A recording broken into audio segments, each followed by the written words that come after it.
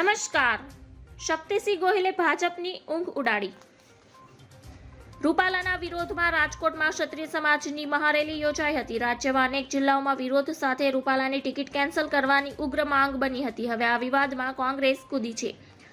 પરેશ ધાનાણીના નિવેદન બાદ હવે ગુજરાત પ્રદેશ કોંગ્રેસ પ્રમુખ શક્તિસિંહ ગોહિલનું મહત્વપૂર્ણ નિવેદન સામે આવ્યું છે. શક્તિસિંહ ગોહિલે પરસોત્તમ રૂપાલાના વિવાદ મુદ્દે જણાવ્યું છે કે આજે રાજકીય વ્યક્તિ નહીં પરંતુ સમાજના દીકરા તરીકે કહી રહ્યો છું. સમાજની કેટલીક બહેનો દીકરીઓને જોહર કરવાની વાત કરી છે. મારી બહેનો દીકરીઓને લાગણીને હું સલામ કરું છું. ઇતિહાસના પાના ઉથલાવો અને જુઓ કે જોહર ક્યારે થાય. જ્યારે સમાજનો કોઈ પણ પુરુષ લડવાની ક્ષમતામાં ન હોય ત્યારે જોહર કરવા સ્વમાનભેર પોતાના સિદ્ધાંતોને જાળવવા માટે છેલ્લો ઉપાય છે. શક્તિસિંહ ગોહિલે વધુમાં જણાવ્યું હતું કે ઇતિહાસ અને શાસ્ત્રોમાં કહેવાયું છે કે સૌથી મોટું પાપ એટલે ઈશ્વરે આપેલા જીવને છોડવાની વાત છે. રાજા મહારાજાઓ માત્ર ક્ષત્રિયો જ નહોતા, રાજપૂતો સિવાય પણ અનેક સમાજે રાજસત્તા ભોગવી છે.